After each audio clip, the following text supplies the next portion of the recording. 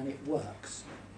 So I'm not so much interested in those techie things.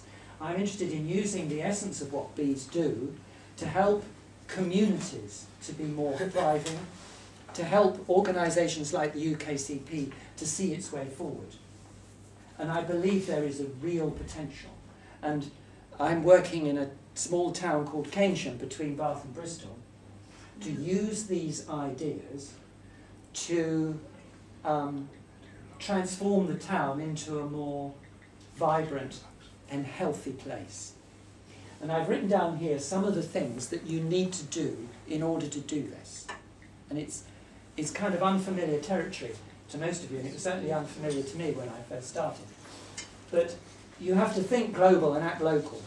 So we're thinking global now. We're thinking about, you know, the whole of the economy and how that works, about how bees work. What big ideas can we have that are exciting, that enable us to cut through where we are? And I think these have the potential for doing that. So you think global and then you act local. So I spend a lot of my time thinking about things like this. What I do actually in the community is mostly ringing people up, organising meetings, designing a logo, putting little bits in the local newspaper. It's the sorts of things that anyone involved in community work does.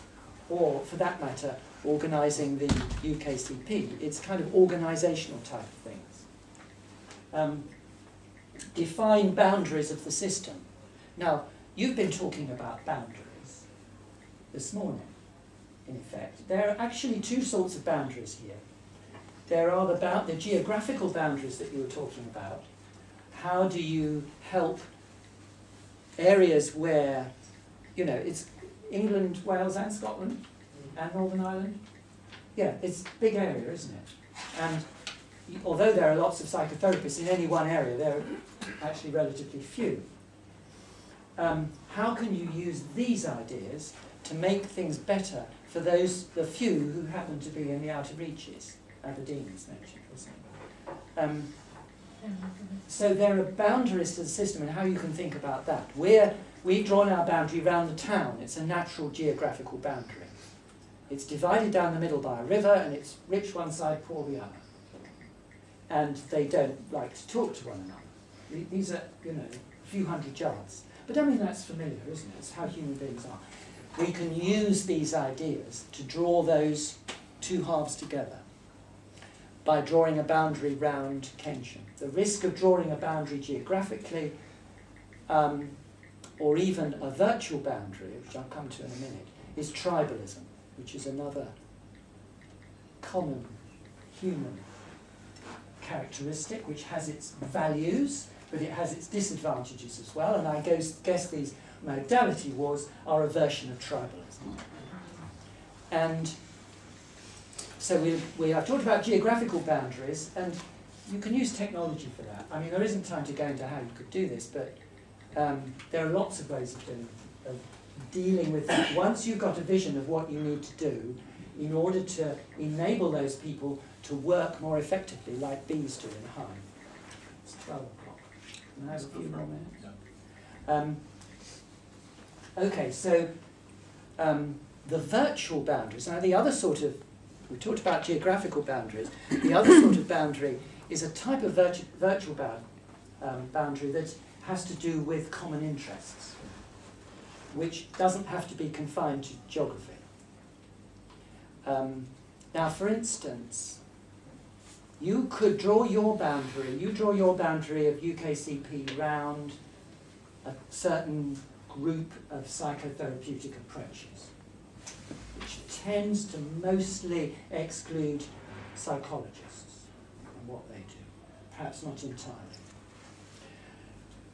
When you're thinking about how to make your hive, your colony thrive, you could decide to throw your boundary a bit wider than where it is now and draw it around a group that has a common high-level purpose.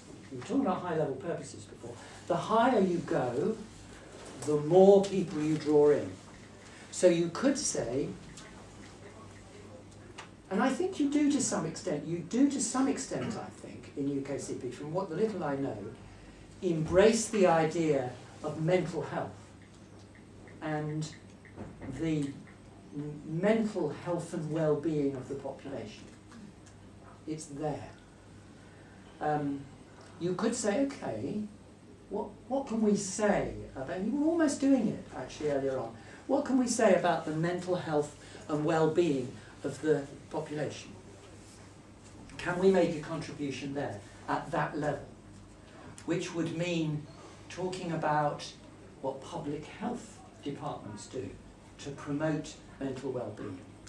What the economy is doing, which we've already heard about, to damage mental well-being. You could draw it even wider, which may be too wide, to include physical well-being. So at this very high level, there isn't actually a lot of difference between physical well-being and mental well-being. They merge together. So where do you draw your boundary? And you draw it where you can define an overall purpose. The bees are successful because their purpose is to make the colony thrive. That's what they do. It's very clear. Everything is directed towards that. And all the other things they achieve around are offshoots from that, which they don't know about anyway. So you need a defined common purpose that you can really all agree with. And my guess is that it needs to go a bit wider, because you can then contribute to the struggles that the psychologists have, that the psychiatrists have.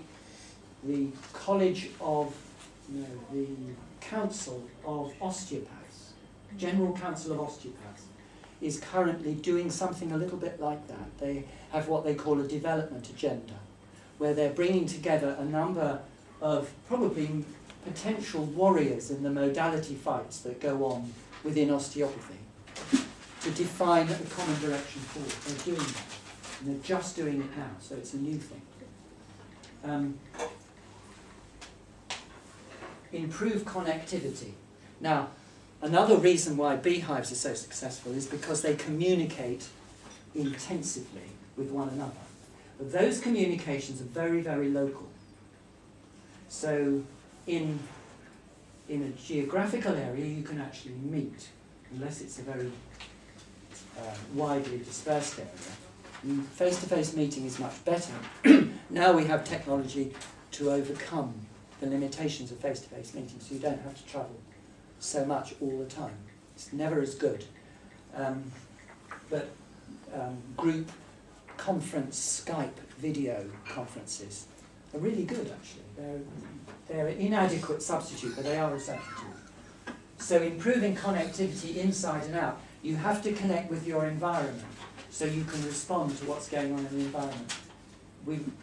Hewitt quite rightly pointed out that we are damaging our environment.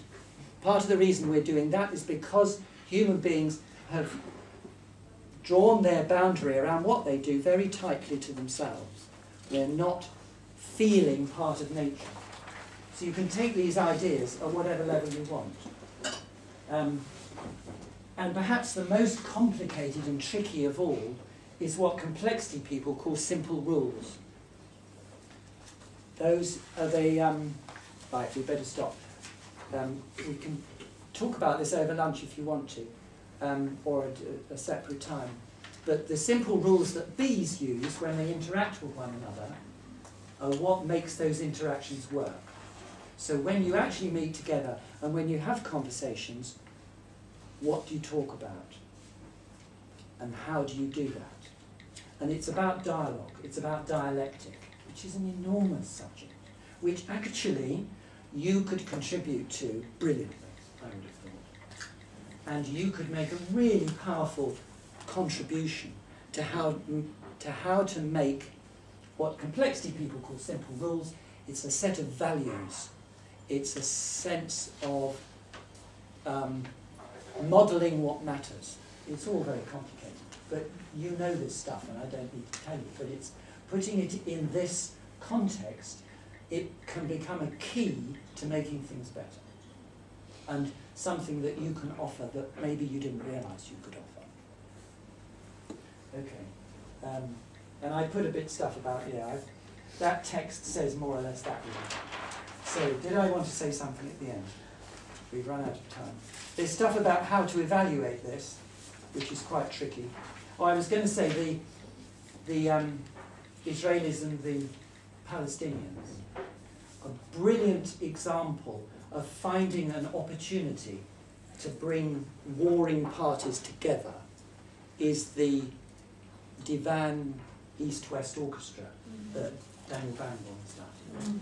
Now, if he can do that and succeed, then I think any of us can succeed at what really are lesser problems than the one they've got. So I'll leave you with that. It's that I'm talking about, finding those opportunities. And it means that you have to, when you're talking to someone, you have to go with their agenda, which is of course what you do, isn't it, in work. It's no good talking to your clients about what you care about, it's what they care about. It's exactly the same. That's what we do. Okay, that's it. I'll stop there. Thank you.